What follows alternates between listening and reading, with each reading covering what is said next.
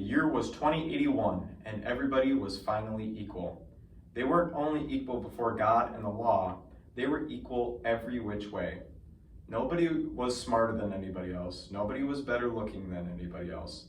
Nobody was stronger or quicker than anybody else. All this equality was due to the 211th, 212th, and 213th Amendments to the Constitution, and to the unceasing vigilance of agents of the United States Handicapper General. Some things about living still weren't quite right, though. April, for instance, still drove people crazy by not being springtime, and it was in this clammy month that the HG men took George and Hazel Bergeron's 14-year-old son, Harrison, away. It was tragic, all right, but George and Hazel couldn't think about it very hard. Hazel had a perfectly average intelligence, which meant she couldn't think about anything except in short bursts. And George had a little mental handicap radio in his ear. He was required by law to wear it at all times. The transmitter would send out some sharp noise to keep people from taking unfair advantage of their brains. George and Hazel were watching television. There were tears on Hazel's cheeks, but she'd forgotten for the moment what they were about. On the television screen were ballerinas. "That was a real pretty dance. That dance they just did," said Hazel. "Huh?" said George. "That dance. It was nice," said Hazel. "Yup," said George. George was toying with the notion that maybe dancers shouldn't be handicapped, but he didn't get very far with it before another noise in his ear radio scattered his thoughts. Hazel saw him wince, and having no mental handicap herself, she had to ask George what the latest sound had been. "Sounded like somebody hitting a milk bottle with a ball-peen hammer," said George. "I think it would be real interesting hearing all the different sounds, all the things they think of. Only if I was Handicapper General, you know what I would do?" said Hazel.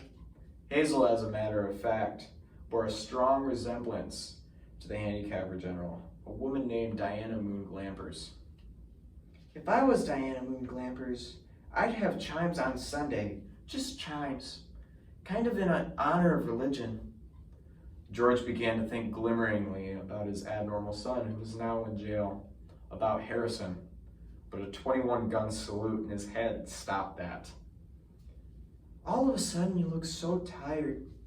Why don't you stretch out on the sofa so you can rest your handicap bag on the pillows, honey bunch?"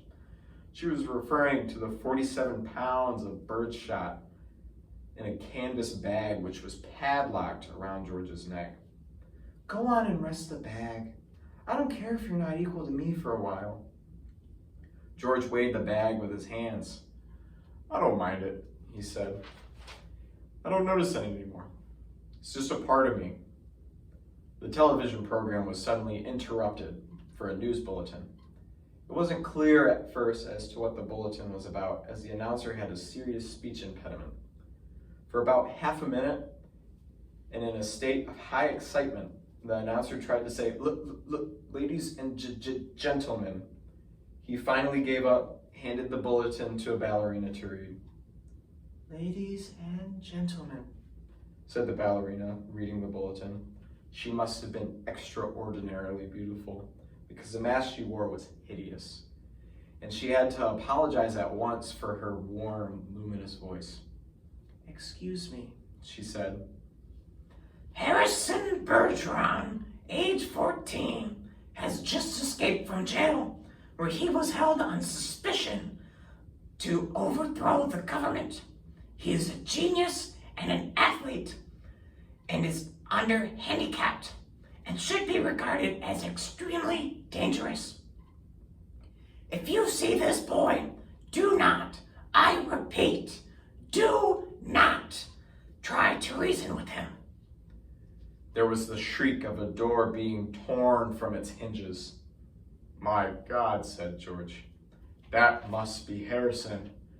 The realization was blasted from his mind instantly by the sound of an automobile collision in his head. A living, breathing Harrison filled the screen. "I am the Emperor," cried Harrison. Even as I stand here crippled, hobbled, sickened, I am a greater ruler than any man who have ever lived. Now watch me become what I can become. Harrison tore away his handicaps and revealed a man that would have awed Thor. I shall now select my empress, he said, staring down at the cowering people. A ballerina rose, swaying like a willow. Harrison snapped off her handicaps with marvelous delicacy. Now, said Harrison, shall we show the people the meaning of the word dance? Music, he commanded. The music began. Harrison and his empress merely listened to the music for a while, as though synchronizing their heartbeats with it. Harrison placed his big hands on the girl's tiny waist, letting her know the weightlessness that would soon be hers. And then, in an explosion of joy and grace, into the air they sprang. They reeled, whirled, swiveled, flounced, capered, gamboled, and spun. They leaped like deer on the moon. The studio ceiling was 30 feet high, but each leap brought the dancers nearer to it. It became their obvious intention to kiss the ceiling.